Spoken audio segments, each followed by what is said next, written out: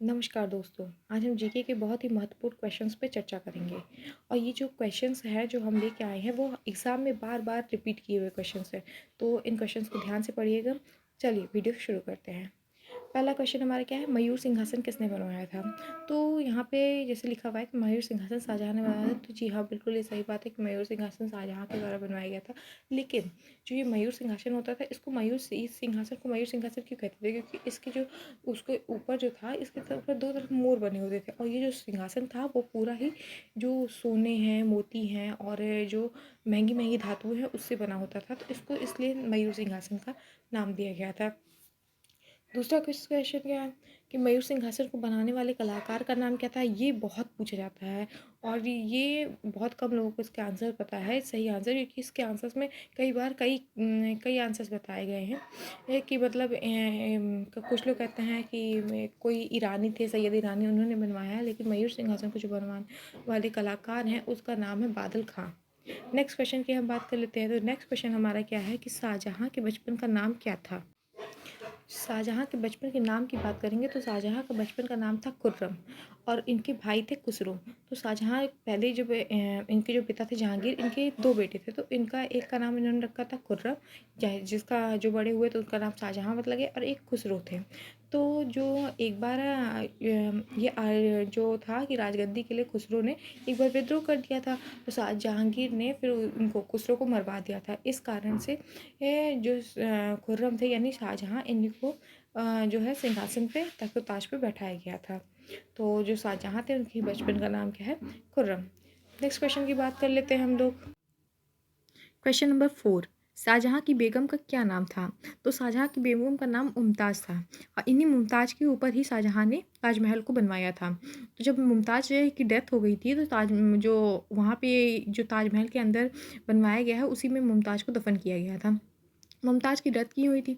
क्योंकि मतलब कि जो शाहजहाँ थे उनका जो बच्चे थे उनको पैदा करने के दौरान उनकी मृत्यु हो गई थी।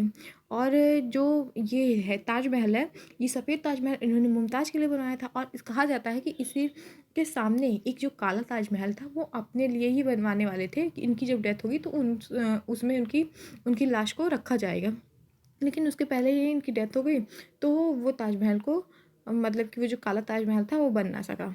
तो इसीलिए आज तक एक ही ताजमहल जाना जाता है जो कि हम सफ़ेद ताजमहल या फिर ताजमहल के नाम से जानते हैं। नेक्स्ट क्वेश्चन है हमारा, शाहजहाँ की माता का क्या नाम था? तो शाहजहाँ की जो माता थी उनका नाम था ताज बीबी बिल्किस मकानी। ये जहांगीर की वाइफ थी, यानी शाहजहाँ की मम्मी। शाहजहाँ की, जैसे मैंने पहले ही बताया कि जो शाहजहाँ का बचपन का नाम था वो खुर्रम था। नेक्स्ट क्वेश्चन हमारा क्या कह रहा है, मुमताज़ महल के मशहूर होने से पहले शाहजहाँ की बेगम को किस नाम से पुकारा जाता था? तो जब जो थी मुमताज़ महल, उनका जो असली नाम था वो था अंजुमन बानो बेगम। उसके बाद फिर उनका नाम पड़ा था मुमताज़, और उसके बाद फिर उनके नाम पे था मुमताज़ महल, उनके नाम पे पड़ गया था। नेक्स्ट क्वेश्चन क्या है कि जहांगीर की सबसे छोटी बेटी शहरयार की शादी किसके साथ हुई थी? तो जो जहांगीर के सबसे छोटे बेटे थे उनका नाम था शहरयार, उनकी शादी थी किसके साथ हुई थी? तो ये जो नूरजहाँ थी, उनके जो पहले पति से उत्पन्न पुत्री थी, क्योंकि नूरजहाँ थी इनका नाम था मेहरुन्निसा पहले। तो मेहरुन्निसा की पहले शादी हो चुकी थी लेकिन ये फिर विधवा हो गई थी, तो ये बहुत ही खूबसूरत थी, तो उसके साथ इन्होंने जहांगीर ने शादी कर ली थी। तो जो नूरजहाँ उनके पहले पति से उत्पन्न जो पुत्री थी उसके साथ जहांगीर के छोटे बेटे शहरयार की शादी की गई थी। नेक्स्ट क्वेश्चन, शाहजहाँ ने किसकी सहायता से राजगद्दी हासिल की थी? तो शाहजहाँ ने जो है वो आशफ खां था, उसकी सहायता से गद्दी हासिल की थी। शाहजहाँ आसफ खां पे बहुत ही विश्वास करता था। नेक्स्ट क्वेश्चन हमारा क्या कह रहा है, शाहजहाँ के समय कौन सी जगह मुगल के हाथ से निकल गई थी? तो शाहजहाँ के समय जो था कांधार मुगल के हाथ से निकल चुका था। नेक्स्ट क्वेश्चन हमारा क्या है, शाहजहाँ ने आगरा से अपनी राजधानी कहाँ परिवर्तित की थी? तो शाहजहाँ ने अपनी राजधानी शाहजहानाबाद, जिसको कि हम लोग पुरानी दिल्ली के नाम से जानते हैं, वहाँ पे परिवर्तित की है। आज भी है, हमारी एक साइड नई दिल्ली है और एक साइड पुरानी दिल्ली है। जो शाहजहानाबाद था उसी को हम लोग पुरानी दिल्ली के नाम से जानते हैं। नेक्स्ट क्वेश्चन हमारा क्या है कि लाल किला और किला मुबारक का निर्माण किसने करवाया? तो ज़ाहिर-सी बात है लाल किला हो, किला-ए मुबारक हो, अधिकतर चीज़ें हैं जैसे हमारा ताजमहल हो गया और अधिकतर जो ये हमारी चीज़ें हैं वो का उसका निर्माण शाहजहाँ के काल में हुआ था, इसीलिए शाहजहाँ के काल को स्वर्ण काल कहा जाता है। और ये इसको स्वर्णकाल और कभी-कभी ये पूछ लेता है कि वास्तुकला का स्वर्णकाल किसे है? तो इन्हीं को वास्तुकला का स्वर्णकाल कहा गया है। अगर कह दिया गया कि चित्रकारी का स्वर्णकाल किसका है? तो वो जहाँगीर का है। उसमें चित्रकारी चरमोत्कर्ष पे थी। जहाँगीर को नक्काशी करना वगैरह खुद भी बहुत अच्छा लगता था और वो बहुत ही बड़ा मतलब कि जो चित्रकार कहते हैं वो बहुत बड़ा खुद चित्रकार था। तो उस टाइम जो जहाँगीर के टाइम थे वहाँ पे क्या था कि उसकी चित्रकारी थी, चित्रकारी का स्वर्णकाल था और जो शाहजहाँ के टाइम था वो वास्तुकला का स्वर्णकाल था। लेकिन अगर वैसे ही कॉमन क्वेश्चन पूछ लिया जाए कि स्वर्णकाल किसके काल कहते हैं तो हम लोग पहला ऑप्शन हम हमेशा लगाएंगे शाहजहाँ का। नेक्स्ट क्वेश्चन हमारे देख लेते हैं। शाहजहाँ ने अपनी बीबी अपनी बीवी कह ले चाहे बेगम कह ले सही है। शाहजहाँ ने अपनी बेगम मुमताज़ महल का मकबरा कहाँ बनवाया था? तो वही मुमताज़ महल का मकबरा है, चाहे आप उसको ताजमहल कर लीजिए, चाहे मुमताज़ महल का मकबरा कर लीजिए, वो सब आगरा में भी बनवाया गया था। अच्छा, आगरा नगर की स्थापना किसने करवाई थी? ये क्वेश्चन आप लोगों को कमेंट बॉक्स में लिख के देना है इसके आंसर को कि आगरा की स्थापना किसने करवाई थी। नेक्स्ट क्वेश्चन हम लोग चलते हैं। क्वेश्चन नंबर 13, मुमताज़ महल के मकबरे को किस नाम से जाना जाता है? तो जो मुमताज़ महल का मकबरा था उसको हम लोग किसके नाम से, ताजमहल के नाम से जानते हैं। ताजमहल का निर्माण कितने समय लगा था? तो ताजमहल के निर्माण में लगभग 20 साल का समय लगा था और कहा भी जाता है कि 20 साल का समय और 20,000 लोगों ने मिलकर ताजमहल का निर्माण किया था। नेक्स्ट क्वेश्चन हमारा है, ताजमहल का निर्माण कार्य कब शुरू किया गया था? तो जो ताजमहल का निर्माण कार्य है वो 1632 ईस्वी में शुरू किया गया था। 1632 ईस्वी में आराम से शुरू किया गया था और 1652 ईस्वी तक लगभग ये बन के तैयार हुआ था। ताजमहल के वास्तुविद कौन थे? तो वास्तुविद पूछा जाता है तो उस्ताद ईशा खान और अहमद लाहौरी। अहमद लाहौरी ने क्या किया था कि ताजमहल को डिज़ाइन किया था और ईशा खान ने क्या किया था, सफ़ेद संगमरमर के पत्थरों से बनवाया था जो कि राजस्थान से लाए गए थे। नेक्स्ट क्वेश्चन हमारा कहता है कि ताजमहल को बनाने में इस्तेमाल किया गया संगमरमर कहाँ से लाया गया था? तो मैंने पहले बताया जो उसका संगमरमर था वो मकराना से लाया गया था और मकराना कहाँ पड़ता है? तो राजस्थान में पड़ता है। वो जो मकराना जगह है वो संगमरमर के लिए बहुत ही प्रसिद्ध है, खासकर सफ़ेद संगमरमर के लिए वहाँ पे बहुत ही प्रसिद्ध है। नेक्स्ट क्वेश्चन हमारा है, आगरा का मोती मस्जिद किसने बनवाया था? तो आगरा का मोती मस्जिद हो गया, मैंने पहले बताया ना कि आगरा का मोती मस्जिद, लाल किला। हाँ, लेकिन जो आगरा का मोती मस्जिद है इसमें 2 क्वेश्चन आते हैं। आप जैसे यहाँ पे क्वेश्चन पूछ लिया कि आगरा का मोती मस्जिद किसने बनवाया था? तो ये शाहजहाँ ने बनवाया था। मैंने बताया कि ताजमहल हो गया आगरा में, जितनी फेमस चीज़ें लाल किला लगभग शाहजहाँ ने बनवाई हैं, जो हम लोग जानते हैं और बचपन से पढ़ते आ रहे हैं। लेकिन इसमें 2 क्वेश्चन पूछ लेता है। एक ये तो हो गया कि आगरा का मोती मस्जिद किसने बनवाया? तो ये शाहजहाँ ने बनवाया। लेकिन हमारा नेक्स्ट क्वेश्चन ये बोलता है, क्वेश्चन को ध्यान से सुनिएगा क्योंकि ये क्वेश्चन बहुत ही पूछा जाता है, बहुत ही बार जो पूछा जाता है परीक्षा में और बहुत इंपॉर्टेंट है और लोग इसको देख के कन्फ्यूज़ हो जाते हैं और क्वेश्चन एक ही बार में शाहजहाँ टिक मार के सही कर देते हैं। तो नेक्स्ट क्वेश्चन था कि जो लाल किला है, उसके अंदर मोती मस्जिद का निर्माण किसने करवाया था? आई रिपीट, फिर से मैं बोलती हूँ कि जो लाल किला है, उसके अंदर मोती मस्जिद का निर्माण किसने करवाया था? तो उस जो वहाँ पे मोती मस्जिद है उसका निर्माण औरंगजेब ने करवाया था और ये जो आगरा का मोती मस्जिद है उसका निर्माण शाहजहाँ ने करवाया था। तो ये क्वेश्चन को बहुत ही ध्यान से समझिएगा और उसको दोबारा भी सुन लीजिएगा कि आगरा की मोती मस्जिद का निर्माण शाहजहाँ ने करवाया है, लेकिन जो लाल किले के अंदर मोती मस्जिद है उसका निर्माण औरंगजेब ने करवाया है। तो यही डिफरेंस है और अक्सर गलती होती रहती है। और एक बार क्वेश्चन में लिख दिया शाहजहाँ मोती मस्जिद, बस वहीं पकड़ ली, सही हो गया। लेकिन वो फिर बाद में एग्ज़ाम हॉल से निकलो तो फिर बाद में पता चलता कि अरे इन्होंने नहीं, औरंगजेब ने करवाया था। तो ऐसी बात है। नेक्स्ट क्वेश्चन पे हम लोग कहते हैं, नेक्स्ट क्वेश्चन हमारा कह रहा है कि शाहजहाँ के समय में आने वाले फ्रांसीसी का क्या नाम था? तो शाहजहाँ के समय में 2 फ्रांसीसी आए थे जिनका पहला जो थे वो फ्रांसीसी बर्नियर थे और एक थे टवर्नियर। दोनों ही क्या हुए थे? शाहजहाँ के समय में आए हुए थे। नेक्स्ट क्वेश्चन, शाहजहाँ के दरबार में संस्कृत के कौन से पंडित मौजूद थे? तो शाहजहाँ के दरबार में कविंद्र आचार्य सरस्वती और जगन्नाथ पंडित जो कि बहुत ही फेमस है और हिंदी की कई प्रमुख रचनाओं के लिए जाने जाते हैं, तो ये दोनों लोग उन्हीं के दरबार में थे। क्वेश्चन नंबर 21, कंचनजंगा भारत के किस राज्य में स्थित है? तो कंचनजंगा साइड सी बात है सिक्किम में स्थित है और अगर कहा जाता है कि इस पे 3-4 क्वेश्चंस मैं आपको लगातार बता रही हूँ, बहुत ध्यान से समझिएगा। पहला तो ये क्वेश्चन हो गया कि कंचनजंगा भारत के किस राज्य में स्थित है? तो जाहिर सी बात है कि सिक्किम में स्थित है। ठीक है, अब सिक्किम में स्थित है ये तो हमारा कंचनजंगा हो गया, लेकिन अगर एक क्वेश्चन और पूछ लिया जाए कि भारत में पूर्णतः भारत में पूर्णतः सबसे जो ऊंचा पर्वत है वो कौन सा है, तो ये हमारा कंचनजंगा ही होगा। भारत में सबसे ऊंचा पर्वत कौन सा है, तो ये हमारा ये कंचनजंगा होगा कि भारत में सबसे ऊंचा पर्वत कौन सा है, तो कंचनजंगा होगा। विश्व का सबसे ऊंचा पर्वत कौन सा है, तो वो हमारा हिमालय है। हिमालय पे उसकी कौन सी चोटी है सबसे ऊंची, तो वो माउंट एवरेस्ट है, जो कि हमारे नेपाल में पाई जाती है। तो ये सारे क्वेश्चन। अच्छा हाँ, जो सिक्किम है उसको हमारे भारत में कब मिलाया गया था, कौन से संविधान संशोधन में, तो ये आप लोग इसका आंसर कमेंट बॉक्स में दीजिएगा और उसके बाद मैं नेक्स्ट वीडियो में इसका आंसर बताऊंगी। ठीक है, इसका आंसर आप कमेंट बॉक्स में दीजिएगा। नेक्स्ट क्वेश्चन हमारा क्या कहता है, भारत की सबसे प्राचीन पर्वत श्रेणी कौन सी है, तो जाहिर सी बात है कि अरावली। अरावली हमारी सबसे प्राचीन पर्वत श्रेणी है। ये शायद 32,000, हाँ ये 32,000 साल पुरानी पर्वत श्रेणी है। अरावली पर्वत का सर्वोच्च शिखर क्या कहलाता है, तो ये गुरु शिखर कहलाता है, जो कि 1722 मीटर ऊंचा है और ये जो है राजस्थान में पड़ता है। तो याद रखिएगा कि गुरु शिखर हमेशा पूछा जाता है कि अरावली की सबसे ऊंची चोटी। और ये भी क्वेश्चन पूछा जाता है कि अरावली, ये क्वेश्चन जानते हैं आप लोग, ये इंटरेस्टिंग बात बताऊँ कि ये क्वेश्चन केबीसी में पूछा जा चुका है कि अरावली अरे कौन सी श्रेणी सबसे पुरानी पर्वत श्रेणी है, तो उसमें 4 ऑप्शन दिए गए थे, तो उसमें सही आंसर अरावली था। और ये जो गुरु शहर चोटी है इसकी सबसे ऊंची, ये 1722 मीटर है और ये जो है कहाँ पे पड़ती है, तो ये राजस्थान में पड़ती है। नेक्स्ट क्वेश्चन हमारा क्या कह रहा है, सबसे बड़ा हिमनद ग्लेशियर कौन सा है, तो सबसे बड़ा जो हिमनद है या फिर ग्लेशियर है वो सियाचिन का ग्लेशियर है, जिसका नाम सब सुने होंगे कि सियाचिन ग्लेशियर सबसे बड़ा हिमनद और ग्लेशियर माना है। नेक्स्ट क्वेश्चन हमारा है कि हिमालय की सर्वोच्च शिखर की ऊंचाई कितनी है, तो देखिए इस क्वेश्चन में बहुत ही ज़्यादा वेरिएशन है। मैं आपको ये नहीं कहूँगी कि बस एक ही आंसर है, 8,850 बिल्कुल सही है, मैं ये नहीं कहना चाहती। देखिए एनसीईआरटी जो है, एनसीईआरटी क्या मानती है, मैं 3-4 आपको इसमें वैरी बताऊँगी और जिस हिसाब से आपको आंसर सही लगे उस हिसाब से आप लगा लीजिएगा। तो जो एनसीईआरटी मानती है वो है हमारा 8,850 और 8,850, और कहीं कहीं पहले की जो एनसीईआरटी थी उसमें क्या लिखा रहता था कि 8,900।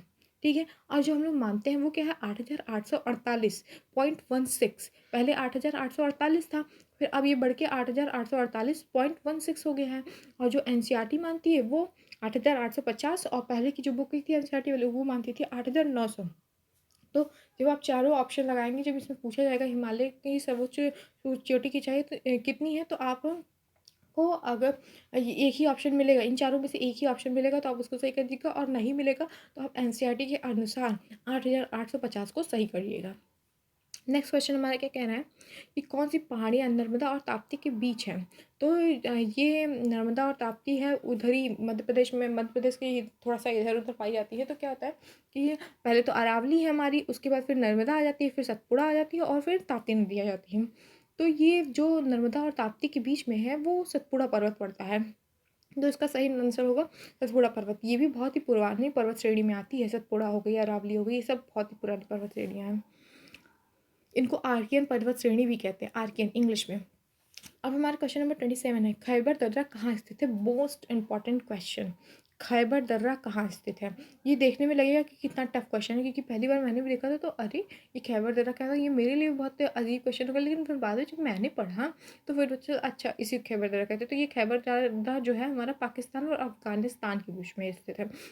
जो ये खैबर दर्रा है ना, इससे क्या होता था कि जो हमारे आर्य आए थे, जो मध्य एशिया से लोग आते थे, कोई भी मध्य एशिया से या फिर इधर साइड से लोग आते थे, या अफगानिस्तान और जो मध्य एशिया पहले तो अब अफगानिस्तान और ये पाकिस्तान हो गया, ये मध्य एशिया से जो इधर लोग आते थे वो क्या होते थे, खैबर दर्रा को पार करके ही भारत में एंट्री लेते थे। तो ये बहुत इंपॉर्टेंट क्वेश्चन। अब ये पाकिस्तान और अफगानिस्तान के बीच में पड़ता है, नल्ला पाकिस्तान के लीजिए, वो तो हमारा ही हिस्सा है, किसी दिन हमारी ही हिस्सा, किसी दिन हम लोग आ ही जाएगा हमारे में। आखिरकार हम इसे टूट के अलग हुआ है, कहते हैं कि भारत का बेटा है, भारत उसका बाप है, वो कर रहा है मनमानी अपनी, करता रहे, लेकिन एक दिन तो उसमें हमारे में आना ही है उसको। पाकिस्तान हो गया, अफगानिस्तान हो गया, ये हमारा भारत है, अखंड भारत, जो कि बाद में इनको हमारे भारत में मिलना ही पड़ेगा। नेक्स्ट क्वेश्चन की बात कर लेते हैं, पालधर दर्रा किन दो राज्यों को जोड़ता है, तो ये पालधार दर्रा जो है इसको हम लोग पाल दर्रा भी कहते हैं। तो ये हमारा क्या होता है, केरल और तमिलनाडु में पाया जाता है, लेकिन मुख्यतः ये केरल में पाया जाता है, और इसको हम लोग पाल दर्रा के नाम से भी जानते हैं, या फिर पालधार दर्रा कह लीजिए। ये हमारे केरल और तमिलनाडु राज्य को जोड़ता है। नेक्स्ट क्वेश्चन क्या है, नाथुला दर्रा किस राज्य में स्थित है? तो नाथुला दर्रा है उत्तराखंड में स्थित है। नाथुला और भी 3 दर्रे हैं जो कि हमारे क्या हैं उत्तराखंड में स्थित है। नेक्स्ट क्वेश्चन की बात कर लेते हैं हम। नाथुला दर्रा मेनली अबाउट ये क्वेश्चन भी पूछा जाता है कि नाथुला दर्रा किस राज्य में स्थित है? तो ये उत्तराखंड में स्थित है। उसके बाद फिर हमारा नेक्स्ट क्वेश्चन है, जम्मू कश्मीर से श्रीनगर का मार्ग किस दर्रे से होकर जाता है? तो भैया ये क्वेश्चन बहुत ही रिपीट करता है। जम्मू कश्मीर से श्रीनगर का मार्ग किस दर्रे से जाता है? कुछ दर्रे हैं जैसे बहुत इंपॉर्टेंट है, जैसे लेपचला हो गया और बनिहाल हो गया, नाथुला हो गया, ये सारे बहुत ही इंपॉर्टेंट दर्रे हैं। तो ये जम्मू कश्मीर से श्रीनगर के मार्ग से होकर जाता है, तो इसको हमारे लोग क्या कहते हैं? बनिहाल दर्रा कहते हैं। नेक्स्ट क्वेश्चन क्या है, किस नदी के किनारे प्रसिद्ध महाकालेश्वर मंदिर है? तो ये हमारा नर्मदा नदी के किनारे स्थित है। नर्मदा नदी बहती है, उसी किनारे पे महाकालेश्वर मंदिर स्थित है। नेक्स्ट क्वेश्चन की बात कर लेते हैं, विश्व का सबसे बड़ा डेल्टा किन नदियों के से निर्मित होता है? तो जो विश्व का सबसे बड़ा डेल्टा है वो गंगा एवं ब्रह्मपुत्र नदियों से मिलकर बनता है, और ये विश्व का सबसे बड़ा डेल्टा है। और ये जो गंगा और ब्रह्मपुत्र नदी जब जाके मिलती है तो वो वहाँ पे मेघना में परिवर्तित हो जाती है। तो वहाँ पे जो बहती डेल्टा, और सबसे बड़ा डेल्टा कौन सा है हमारा जो इनके द्वारा बनता है? तो वो हमारा सुंदरबन डेल्टा है, जो कि विश्व का सबसे बड़ा डेल्टा माना जाता है। और ये गंगा एवं ब्रह्मपुत्र दोनों नदियों की सहायता से बनता है। और ब्रह्मपुत्र जो गंगा की लंबाई है वो 25-25 है पूरी टोटल लंबाई, और ब्रह्मपुत्र की भी लंबाई लगभग 1900 के लगभग है। और जो हमारी ये दोनों नदियाँ जब आपस में मिल जाती हैं तो वो सबसे बड़े डेल्टा का निर्माण करती हैं। डेल्टा का निर्माण कैसे होता है? जैसे कहीं पे भी जो नदियाँ अपने साथ अवसाद लेके आती हैं, जहाँ पे इकट्ठा हो जाते हैं, जाहिर सी बात है गंगा इतनी बड़ी नदी है, ढेर सारा अवसाद लेके जाती है। ब्रह्मपुत्र इतनी गंगा सबसे लंबी नदी भारत की है भी, और जो ये ब्रह्मपुत्र है वो भी अवसाद लेके आती है और सबसे बड़ी नदी भी मानी जाती है। तो जब लेके आती है दोनों अवसाद मिल जाता है तो वहीं पर डेल्टा का निर्माण हो जाता है। नेक्स्ट क्वेश्चन की बात कर लेते हैं।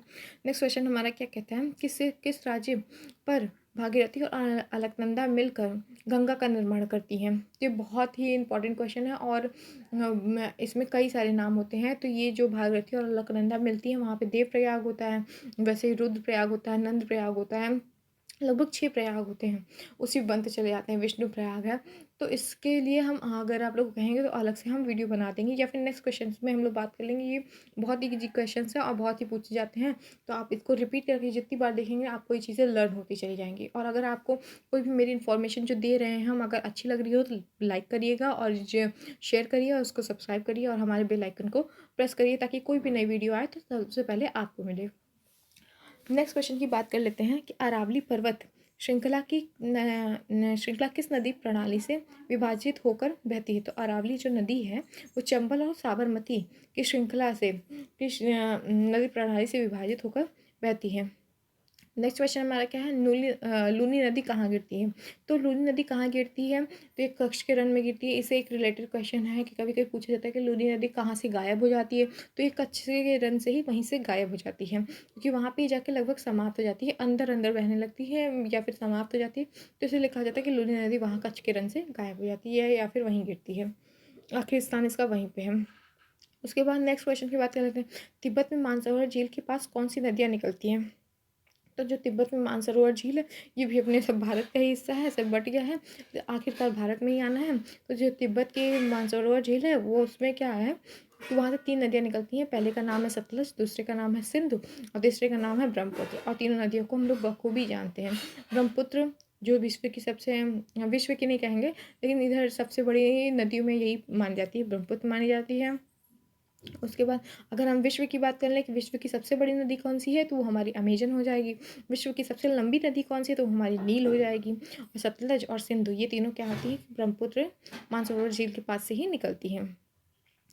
कौन सी नदी बांग्लादेश की में जमुना के नाम से जानी जाती है? तो ये ब्रह्मपुत्र ही है जो बांग्लादेश में जमुना के नाम से जानी जाती है। आपको तिब्बत में इसको सांगपो के नाम से जाना जाता है, और अलग अलग जगहों पे इसको अलग अलग नाम से जाना जा रहा है। नेक्स्ट क्वेश्चन की बात कर लेते हैं, किस नदी को दूसरी गंगा के नाम से जाना जाता है? तो जो कावेरी नदी है इसको दूसरी गंगा के नाम से जाना जाता है, दूसरी गंगा के नाम से जाना जाता है। इसको दक्षिण भारत की गंगा के नाम से भी जाना जाता है, तो ये कावेरी नदी को ही कहा जाता है। अगर कह दे कि वृद्ध गंगा के नाम से किसे जाना जाता है, तो ये गोदावरी को वृद्ध गंगा के नाम से जाना जाता है। अच्छा, इनको दक्षिण भारत की वृद्ध गंगा के नाम से जाना क्यों जाता है? क्योंकि ये जो नदियाँ होती हैं, जैसे हमारी गंगा नदी है, वो भारत में सबसे लंबी नदी भी है और वो कभी सूखती भी नहीं है। वैसे जो दक्षिण भारत है, उसमें जो कावेरी नदी है, वो भी सूखती नहीं है। इस कारण से इसको दक्षिण भारत की गंगा कहा जाता है। और जो ये है वृद्ध गंगा है, वो गोदावरी नदी को हम लोग कहते हैं। उसके बाद अब देखिए, ये क्वेश्चंस में कितने सारे क्वेश्चंस निकल रहे हैं, तो इसको ध्यान से सुनते चलिए। ये सिर्फ लिखे हुए क्वेश्चंस की बात नहीं है, जो मैं इसको बोल रही हूँ उसको भी आपको ध्यान से सुनने की ज़रूरत है। उससे भी क्वेश्चंस फंस सकते हैं हमारे। ठीक है, तो नेक्स्ट क्वेश्चन हम लोग क्या कहते हैं, सूक्ष्म या फिर शुष्क भूमि के लिए सर्वाधिक उचित फसल कौन सी होती है? तो मूंगफली हम लोग को खाने में बहुत बहुत पसंद आती है। तो ये सूक्ष्म भूमि के लिए सर्वाधिक उचित फसल आती है। उसके बाद नेक्स्ट क्वेश्चन हमारा क्या है कि राजस्थान की राजधानी कौन सी है? तो राजस्थान की राजधानी क्या है? जयपुर है। इसको हम लोग क्या कहते हैं, पिंक सिटी के नाम से भी जाने जाते हैं, पिंक सिटी के नाम से जानते हैं। नेक्स्ट क्वेश्चन की हम लोग बात कर लेते हैं, उदयपुर का जवारा खाने किस खनिज के उत्खनन के लिए प्रसिद्ध है? तो जवारा खाने, जैसे जवारा हो गया, जैसे जस्ता हो गया, उदयपुर में है, उदयपुर राजस्थान में, यहाँ पे कई खाने हैं। तो जो जवारा खाना है वो किसके लिए प्रसिद्ध है? जस्ता के लिए प्रसिद्ध है। जैसे जवारा, जैसे जस्ता, ईजी हो जाएगा लर्न करने में भी। नेक्स्ट क्वेश्चन की बात कर लेते हैं, महासागरीय एवं महाद्वीपीय परतों में किसके आधार पर अंतर पाया जाता है? तो जो ये दोनों परतें हैं, महासागरीय और महाद्वीपीय, ये महाद्वीपीय जहाँ पे हम लोग रहते हैं उसकी परत कहते हैं, और महासागर जहाँ पे जिससे सागर के तल को जो होता है उसको महासागरीय परतें कहते हैं। तो इसके पर्वत का आधार में किस प्रकार का अंतर पाया जाता है? तो घनत्व का अंतर पाया जाता है। अब जैसे जो महासागर की जो वो होती हैं, परतें होती हैं, जो उसकी तल होता है महासागर का, वो कैसा होता है? वो बेसाल्ट से बना होता है, बहुत ही मुलायम तल होता है। और जो हमारा महाद्वीपीय तल होता है वो कैसे बना होता है? ग्रेनाइट से बना होता है, बहुत ही कठोर होता है। तो इसमें किस चीज़ का अंतर पाया जाता है? तो इसमें घनत्व का अंतर पाया जाता है। नेक्स्ट क्वेश्चन की बात कर लेते हैं, प्रायद्वीपीय भारत का कौन सा तट शीत ऋतु में अधिकतम वर्षा कराता है? तो प्रायद्वीपीय भारत का कौन सा तट है जो शीत ऋतु में अधिकतम वर्षा करवाता है? तो ये हमारा कोरोमंडल तट है। और ये कहाँ पाया जाता है? तो ये हमारा तमिलनाडु में पाया जाता है। वैसे ही हमारा मालाबार तट हो गया और उत्तरी सरकार तट हो गया, तो जो उसमें सबसे ज़्यादा वर्षा जो करवाता है वो हमारा कौन सा तट होता है? कोरोमंडल तट होता है। और ये वर्षा करवाता कब है? जब हमारा जाने लगती है वर्षा जाने लगती है, तो हमें ये वर्षा करवाता है लगभग नवंबर और दिसंबर में। यहाँ पे वर्षा होती है और अच्छी वर्षा होती है। उसके बाद हमारा क्या है, खनिज पदार्थों की दृष्टि से कौन सा भारतीय क्षेत्र अधिक समृद्ध है? तो जाहिर सी बात है, छोटा नागपुर पठार है। यहाँ छोटा नागपुर पठार जो हमारा होता है, इसमें कुछ हिस्सा, अधिकतर तो हिस्सा झारखंड में है, और थोड़ा बहुत पश्चिम बंगाल का भी जुड़ा हुआ है, थोड़ा बहुत बिहार से भी है, तो थोड़े बहुत हिस्से जुड़े हैं। तो जो ये छोटा नागपुर पठार है, इसको ये खनिज पदार्थों की दृष्टि से बहुत ही समृद्ध माना जाता है। और अगर पूछ लिए कि भारत का रूर क्षेत्र कौन सा है, तो इसी को ही भारत का रूर कहते हैं। छोटा नागपुर पठार को ही भारत का रूर कहते हैं। इन सारे क्वेश्चंस को ध्यान रखिएगा जो अलग से एक्सप्लेन किए जा रहे हैं, ये सारे क्वेश्चंस भी पूछे जाते हैं और बहुत ही महत्वपूर्ण हैं। नेक्स्ट क्वेश्चन की बात कर लेते हैं, टिहरी बांध को किस नदी से जल प्राप्त होता है? तो जो टिहरी बांध है वो हमारा किस नदी में बना हुआ है? तो ये हमारा भागीरथी नदी पे बना हुआ है। और ये ऐसे पूछा तो जाता है तो भागीरथी नदी पे, लेकिन अगर कहीं पीसेस में क्वेश्चन पूछा लिया जाए या फिर कहीं थोड़ा सा डीप क्वेश्चन पूछ लिया जाए, तो भागीरथी के साथ वह कौन सी नदी है जिस पर टिहरी बांध बना हुआ है? तो भागीरथी के साथ भिलांगना नदी है, जिस दोनों पे ही टिहरी बांध का निर्माण हुआ है। नेक्स्ट क्वेश्चन की बात कर लेते हैं, तो हवा में चक्रवृत्तीय गति का अभाव पाया गया है? तो जो टॉर्नेडो की हवा होती है ना, उसमें चक्रवृत्तीय गति का अभाव पाया जाता है। नेक्स्ट क्वेश्चन की बात कर लेते हैं, भारत में निम्न में से कौन सी वनस्पति प्रमुख है?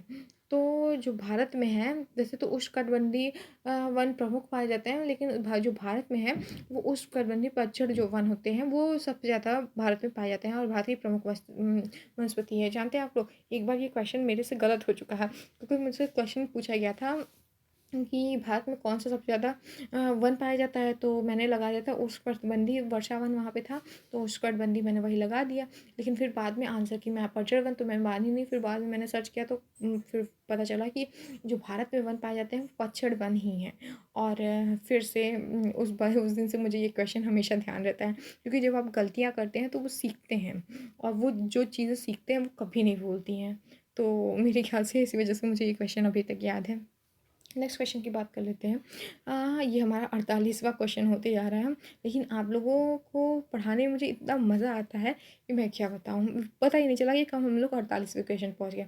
तो हम लोग क्वेश्चन नंबर 48 की बात कर लेते हैं, बहुचर्चित सरदार सरोवर परियोजना निम्नलिखित में से किस राज्य में है? तो जो सरदार सरोवर परियोजना है ये हमारे गुजरात राज्य में है, और इसी परियोजना पे जो हमारा सरदार वल्लभ भाई पटेल जो बांध बनाया है उसी इसी पे है, और जो सरदार पटेल की मूर्ति है वो इसी के किनारे है, जो कि 182 मीटर ऊँची है, और इसको किसी अधिक परिचय की ज़रूरत नहीं है। इसी को हम लोग स्टैचू ऑफ यूनिटी के नाम से जानते हैं। इस बहुत सारे क्वेश्चन है जब से बना हुआ है, तो जितने भी हमारे पेपर हुए हैं उन सब में एक लगभग एक क्वेश्चन इससे रिलेटेड ज़रूर आ जाता है कि सरदार सरोवर बांध है किस नदी के किनारे बना हुआ है, तो नर्मदा नदी के किनारे बना हुआ है। सरदार जो सरोवर पर वो पूरा स्टैचू है उस किस नदी के किनारे बना हुआ है, तो वो भी नर्मदा नदी के किनारे बना हुआ है। कितने मीटर ऊंचा है, तो 182 मीटर ऊंचा है, और जो इसकी 182 मीटर ऊंचा है, और इसको किस नाम से जाना जाता है, इसको स्टैचू ऑफ यूनिटी के नाम से जाना जाता है। विश्व की सबसे ऊंची प्रतिमा कौन सी है, तो वो भी सरदार सरोवर प्रतिमा है। तो ये सारे इसके क्वेश्चन हैं। ठीक है, नेक्स्ट क्वेश्चन की हम लोग बात कर लेते हैं। तो भारत के पश्चिमी तट पश्चिमी घाट पर्वतीय क्षेत्र में निम्न में से किस प्रकार की वनस्पति पाई जाती है, तो वहाँ पे जो है सदाबहार पाया जाता है। और इसी से रिलेटेड एक क्वेश्चन है कि शांति वन कहाँ पाया जाता है या फिर साइलेंट वैली कहाँ पाई जाती है, तो जो साइलेंट घाटी या फिर शांत घाटी है वो भी हमारे केरल में पाई जाती है। और ये हमारा जो है ये पीसीएस का क्वेश्चन है, ये आईएएस में भी एक बार पूछा जा चुका है, और ये बहुत चर्चित क्वेश्चन है, और लगभग एग्जाम में पूछा जाता है कि शांत घाटी कहाँ पाई जाती है, तो वो हमेशा हमारे केरल में पाई जाती है। और जो हमारी सबसे समृद्ध जो घाटियाँ हैं वो कहाँ है, तो ये पश्चिम घाट की घाटियाँ बहुत ही समृद्ध हैं, और यहाँ पे सदाबहार वर्षावन पाए जाते हैं, सदाबहार वन पाए जाते हैं। सदाबहार वन कहते किसको हैं, तो हम लोग ये भी जान लेते हैं, जो हमारा बारहों मास हमारे क्या हो कि खिलते रहे फलते फूलते रहें, तो उसी को हम लोग क्या कहते हैं, सदाबहार वन कहते हैं। हमेशा उसमें बहार रहे। नेक्स्ट क्वेश्चन की बात कर लेते हैं। भारत में जल विद्युत शक्ति का विकास निम्न में से कौन सा राज्य अग्रणी है, तो जो जल विद्युत शक्ति के विकास में है अब हमारा जाके उत्तर प्रदेश इसमें सबसे आगे हो चुका है। नेक्स्ट क्वेश्चन की बात कर लेते हैं कि किस तिथि को दिन और रात बराबर होते हैं, तो ये 23 सितंबर होता है। अभी इससे मैं ढेर सारे आपको क्वेश्चन बताऊंगी। जो 23 सितंबर होता है वहाँ पे दिन और रात बराबर हो जाते हैं। और एक और दिन है 23 मार्च, यहाँ 21 मार्च, यहाँ भी क्या होता है कि दिन और रात 23 सितंबर कह लीजिए या फिर 21 मार्च कह लीजिए, यहाँ पे दिन और रात बराबर होते हैं। अब इसमें कहा किसे जाता है, अगर कभी कभी पूछ ले कि बसंत विषु किसे कहते हैं, तो वो हमारा क्या होता है कि 21 मार्च को हम लोग क्या कहते हैं, बसंत विषु कहते हैं, जहाँ पे दिन और रात बराबर होते हैं। शीत ऋतु विषु किसे कहते हैं, तो शीत विषु हम लोग क्या कहते हैं, 23 सितंबर कहते हैं। यहाँ पे भी दिन और रात बराबर होते हैं, और दिन और रात बराबर क्या होते हैं, ये सूर्य की परिक्रमा की वजह से होते हैं। सूर्य की परिक्रमा मैं कह रही हूँ, सूर्य तो केंद्र में होता है हमारे, ये जो पृथ्वी की परिक्रमा है उसकी वजह से होता है। नेक्स्ट क्वेश्चन की बात कर लेते हैं, क्वेश्चन नंबर 52। क्वेश्चन नंबर 52 की हम लोग बात कर लेते हैं। 52 क्या कह रहा है हमारा कि भारत में नमक की प्राप्ति मुख्य रूप से किस स्रोत से होती है, तो जो नमक की प्राप्ति है वो हमारा सागरीय जल से होती है। चट्टानी नमक की परतें पाई जाती हैं, झील और मृदा जल की वजह से यहाँ पे क्या होता है कि नमक की प्राप्ति होती है। और आपको याद होगा दांडी मार्च जब गांधी जी ने हमारे ऊपर नमक का जो कर था उसको हटवाया था, तो गए थे समुद्र के पास, और फिर वहाँ से क्या होता है कि गड्ढे खोद खोद के वाष्पीकरण के माध्यम से फिर वो समुद्रों में जल भरता था, और वाष्पीकरण के माध्यम से वो पानी उड़ जाता था और नमक बच जाता था। इस प्रकार से हमारे पास नमक आया है। तो आज भी हमारी लगभग वही प्रक्रिया है, लेकिन अब क्या है कि इसमें आधुनिक मशीनें आ गई हैं। तो ये मुख्य प्राप्ति का स्रोत हमारा क्या है, जल। सागरीय जल में जहाँ पता है कि बहुत ज़्यादा लवण होता है, लवणीय जल होता है। अब नेक्स्ट क्वेश्चन की बात कर सकते हैं हम लोग। नेक्स्ट क्वेश्चन हमारा 53 क्वेश्चन कहता है किस नदी को वृहद गंगा के नाम से जाना जाता है, तो मैंने बताया कि वृहद गंगा हो गई, वृद्ध गंगा हो गई, ये सब हमारे किसको कहते हैं, गोदावरी को कहते हैं।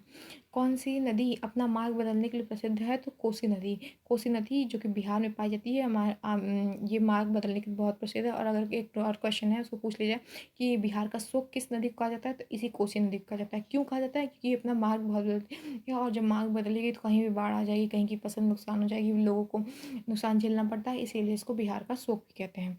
नेक्स्ट क्वेश्चन है हमारा कौन सी नदी अपना मार्ग बदलने के लिए प्रसिद्ध होती है, ये हमारा हो गया, ये कोसी नदी है। नेक्स्ट क्वेश्चन की हम बात करते हैं कौन सी नदी कपिल जलधारा प्रपात का निर्माण करती है, तो कपिल जलधारा प्रपात जो है वो हमारी नर्मदा नदी निर्माण करती है। नेक्स्ट क्वेश्चन की हम लोग बात कर लेते हैं कि कौन सी नदी उड़ीसा का शोक कही जाती है, तो ये ब्रह्माणी नदी है, उड़ीसा का शोक कही जाती है। जैसे पश्चिम बंगाल में कौन सी नदी पश्चिम बंगाल का शोक कही जाती है, तो वैसे दामोदर नदी थी, अब तो उस पर बांध बन गया है। पहली पंचवर्षीय योजना के दौरान 1951 में हमारी जो पहली पंचवर्षीय योजना हुई थी 1951 से 1956 में, उसमें क्या हुआ था कि नदी घाटी परियोजनाएं कई चली थी, 3 नदी घाटी परियोजना चली थी, उसमें से पहला जो था वो दामोदर नदी घाटी परियोजना थी, जिसकी वजह से उसपे बांध बन गया। लेकिन तब भी उसको कहा जाता है कि पश्चिम बंगाल का शोक किसे कहा जाता है, तो ये हमारी हो गई दामोदर नदी। लेकिन सर्वाधिक क्वेश्चन हमारा कोसी नदी से पूछा जाता है कि बिहार का शोक किसे कहा जाता है, तो ये हमारी कोसी नदी, क्योंकि ये सर्वाधिक मार्ग बदलती है। वैसे ही हमारा है कि कौन सी नदी उड़ीसा का शोक कहा जाता है, तो ये हमारी हो गई ब्रह्माणी नदी की उड़ीसा का शोक कही जाती है। उसके बाद फिर हमारा नेक्स्ट क्वेश्चन क्या है कि वैनगंगा और पैनगंगा किस नदी की सहायक नदी है, तो ये हमारी गोदावरी नदी है। और ये बहुत इंपॉर्टेंट क्वेश्चन है और बहुत ही कम लोगों को पता होगा कि वैनगंगा और पैनगंगा किसकी सहायक नदियाँ हैं। तो अगर गंगा का ऑप्शन है तो सीधे गंगा लगा देंगे, लेकिन नहीं, गंगा का नहीं, गोदावरी का ऑप्शन, गोदावरी नदी की सहायक नदी है। नेक्स्ट क्वेश्चन की बात कर लेते हैं, किस नदी पर सबसे लंबा सड़क पुल बना है, तो जाहिर सी बात है कि गंगा नदी है, गंगा नदी पे सबसे बड़ा लंबा सड़क पुल बना हुआ है। उसके बाद नेक्स्ट क्वेश्चन की बात करते हैं, कौन सी नदी विश्व की सबसे बड़ी नदी द्वीप माजुली बनाती है, तो माजुली नदी द्वीप कौन सी बनाती है, तो जब ये सब गंगा और ब्रह्मपुत्र जाके वहाँ मेघला का निर्माण कर देती है, उसके बाद फिर वहाँ पे माजुली नदी द्वीप बनता है, और उसी भी किसके द्वारा निर्मित होता है, तो ब्रह्मपुत्र नदी के द्वारा निर्मित होता है। और माजुली नदी द्वीप विश्व का सबसे बड़ी जो है नदी द्वीप है, जहाँ पे लोग निवास करते हैं। माजुली नदी द्वीप पे ये इतनी बड़ी नदी द्वीप है कि यहाँ पे हम लोग निवास करने लगे हैं। नेक्स्ट क्वेश्चन की बात कर लेते हैं कि नर्मदा नदी का अधिकांश भाग भारत के किस राज्य में बहता है, तो जो नर्मदा नदी है उसका अधिकांश भाग मैंने बताया था कि नर्मदा इधर मध्य प्रदेश से हुई होकर निकलती हैं, तो अधिकांश भाग मध्य प्रदेश में ही बहता है। और नर्मदा और ताप्ती ऐसी नदियाँ हैं जो क्या होता है, अपने से उल्टे उल्टे बहाव करती हैं, अपने से उल्टे में बहती हैं। उसके बाद नेक्स्ट क्वेश्चन की हम लोग बात कर लेते हैं, तो कौन सी नदी रिफ्ट घाटी से होकर बहती है, तो ये जाहिर सी बात है ताप्ती नदी है। ये बहुत इंपॉर्टेंट क्वेश्चन है जो कि रिफ्ट घाटी से होते हुए बहती है। उसके बाद हम लोग नेक्स्ट क्वेश्चन की बात कर लेते हैं, कौन सी नदी पर भारत और पाकिस्तान का जल समझौता हुआ था, तो ये सिंधु जल समझौता था। ये 3 नदियों पे था, और ये सिंधु जल समझौता पे मेनली हुआ था, तो कि इस सिंधु पानी 80% पाकिस्तान में बहेगा और 20% क्या होगा, हमारे भारत में बहेगा, जबकि हमारा ही सब है, लेकिन इसमें भी नल्ला पाकिस्तान समझौता कर रहा है। उसके पास कुछ है भी नहीं, उसके बावजूद इसी में समझौता कर रहा है, हमेशा भारत से भिड़ने की बात करेगा। लेकिन भारत का वर्चस्व है, सब भारत में ही वापस आएंगे, यह अखंड भारत का फिर से निर्माण होगा। नेक्स्ट क्वेश्चन की हम लोग बात कर लेते हैं, सिंधु समझौते के अनुसार भारत सिंधु नदी के कितने प्रतिशत जल का प्रयोग कर सकता है, तो जैसे मैंने बताया कि जो भारत है वो 20% उसका जल प्रयोग कर सकता है, और जो पाकिस्तान है उसके पास अब वो 80% जल प्रयोग कर सकता है। पाकिस्तान के पास अब बचा कुचा ही क्या है, तो अब यही जल के भरोसे है। वहाँ पे जो पेट्रोल है वो आज के न्यूज़पेपर में था कि 272 रुपया हो गया है, खाने को आटा नहीं सीधे से मिल पा रहा, पता नहीं कितने रुपए किलो हो गया है, इतना महंगी महंगी चीज़ें हो गई है, गरीब व्यक्ति करे तो क्या करे। ऊपर से नल्ला पाकिस्तान जो है वो आतंकवाद को पाल पोस के रख रहा है, आतंकवादी को कोई कमी ना होने पाए, भले से वहाँ की जनता को कितनी भी कमी हो। तभी ये राष्ट्र डूबता चला जा रहा है, और फिर ये भारत में ही आएगा मिलजुल के, जाएगा कहाँ, ये सब भारत का है तो आएगा तो भारत में ही। उसके बाद हम कहते हैं ना कि वो क्या है कि भारत है इसका बाप, अब ये बच्चा है उसका, तो अब जाएगा कहाँ पे, मारा मारा जाएगा, इधर माराएगा इधर मार खाएगा। आज आजकल इसके साथ यही हो रहा है, इधर जा रहा है इधर मार खाना पड़ रहा है, इधर की कहीं और जा रहा है तो इधर की मुँह खानी पड़ रही है इसको, तो अब ये मिलेगा तो भारत में ही आएगा। चलिए नेक्स्ट क्वेश्चन की बात कर लेते हैं, सिंधु समझौते के अनुसार भारत सिंधु नदी के कितने प्रतिशत जल का प्रयोग कर सकता है, तो ये हमारा 20% का हो गया, हम लोग इसकी बात कर चुके हैं। नेक्स्ट क्वेश्चन की बात कर लेते हैं, कौन सी नदी केवल जम्मू कश्मीर राज्य से होकर बहती है, तो ये हमारी हो गई सिंधु नदी। ये जो क्या होता है कि ये मानसरोवर से निकलती है और जम्मू कश्मीर से होते हुए बहती है। नेक्स्ट क्वेश्चन की हम लोग बात कर लेते हैं, पंचगंगा तथा दूध गंगा किसकी सहायक नदियाँ हैं, तो ये कृष्णा नदी की। मैंने अभी पहले बताया था कि वैन गंगा है वो किसकी सहायक नदी है, तो वो किसकी है, गोदावरी नदी की। वैन गंगा और पैन गंगा किसकी सहायक नदियाँ हैं, तो गोदावरी की नदियाँ हैं, याद रखिएगा। वैन गंगा और पैन गंगा गोदावरी की सहायक नदियाँ, और पंचगंगा दूध गंगा किसकी सहायक नदियाँ हैं, कृष्णा नदी की। फिर से पंचगंगा और दूध गंगा किसकी सहायक नदियाँ हैं, तो ये हमेशा कृष्णा नदी की सहायक नदियाँ हैं। उसके बाद और कृष्णा नदी में क्या होता है कि हीरे की मात्रा बहुत ज़्यादा पाई गई है कृष्णा नदी में। अब नेक्स्ट क्वेश्चन पे हमारा क्या है, नेक्स्ट क्वेश्चन हमारा है दामोदर नदी कहाँ से निकलती है। तो दामोदर नदी क्या है, वो छोटा नागपुर पहाड़ से निकलती है। उसका नेक्स्ट क्वेश्चन की हम लोग बात कर लेते हैं 67, किस प्रकार की मिट्टी के लिए न्यूनतम उर्वरक की आवश्यकता होती है। तो जलोढ़ मिट्टी, क्योंकि जलोढ़ मिट्टी बहुत ही उपजाऊ मिट्टी है, भारत में सर्वाधिक मिट्टी में पाई जाती है। और जो हमारा ये उत्तर साइड है उसमें तो सर्वाधिक ही पाई जाती है जलोढ़ मिट्टी, और ये बहुत ही उपजाऊ मिट्टी होती है और उसमें बहुत ज़्यादा उर्वरक की आवश्यकता नहीं होती है। अगर कम उर्वरक के साथ इसकी सिंचाई और अच्छे से इसका ध्यान रखा जाए तो ये हमारे लिए बहुत ज़्यादा फलीभूत होगी। भारत के किसान हमारे लिए कितना मेहनत करते हैं, कितना दिन रात पसीना करके हमारे लिए अन्न उत्पन्न करते हैं। तो इसी बात पे मैं अपने किसानों को बहुत ही प्रणाम करती हूँ और मेरे हृदय में उनके लिए बहुत ही ज़्यादा हमेशा सम्मान रहा है, हमारे भारत के किसानों के लिए, हमारे देश के लिए और हमारी जो है आर्मी, हमारी सेना के लिए। नेक्स्ट क्वेश्चन की बात कर लेते हैं। क्वेश्चन नंबर 68, भारत के समस्त स्थल भाग का कितना प्रतिशत जलोढ़ मिट्टी से आच्छादित है। तो ये हमारा है 24% जो भाग है वो भारत में क्या होता है, जलोढ़ मिट्टी से ही आच्छादित है। और नेक्स्ट क्वेश्चन की हम लोग बात कर लेते हैं और जो कि हमारा आखिरी क्वेश्चन होगा कि जलोढ़ मिट्टी में जब बालू के कणों को चीका की मात्रा बराबर होती है। बालू के कणों और चीका की जो मात्रा होती है, चीका मतलब चिकनाई से रिलेटेड होता है, तो चीक की मात्रा जो बराबर है उसको क्या नाम दिया जाता है, तो ये दोमट मिट्टी के में आ जाती है। जो जलोढ़ मिट्टी में बालू के कण और चीका के कण लगभग मात्रा उसकी बराबर हो जाती है, तो उसको हम लोग क्या कहते हैं, दोमट मिट्टी के नाम से जाना जाता है। तो ये हमारे थे कुछ लगभग 69 क्वेश्चंस जो कि हमारे एग्जाम में बहुत ही बार पूछे जाते हैं। और अगर आप लोगों को ये वीडियो लाइक हो और अच्छी लगी हो तो लाइक करें, शेयर करें, सब्सक्राइब करें और बेल आइकन को प्रेस कर दें। जैसे ही आपको नेक्स्ट वीडियो आएगी तो आपको मिल जाएगी। तो इसी के साथ हम वीडियो की समाप्ति करते हैं और नेक्स्ट वीडियो जल्द से जल्द लेके आएंगे। इसलिए आपका बहुत बहुत धन्यवाद इतनी ध्यान से हमारी चीज़ों को सुनने के लिए। और दोस्त ये सच में बहुत इंपॉर्टेंट क्वेश्चन है, तो इसको बार बार रिपीट करते रहिएगा। आपका बहुत बहुत धन्यवाद।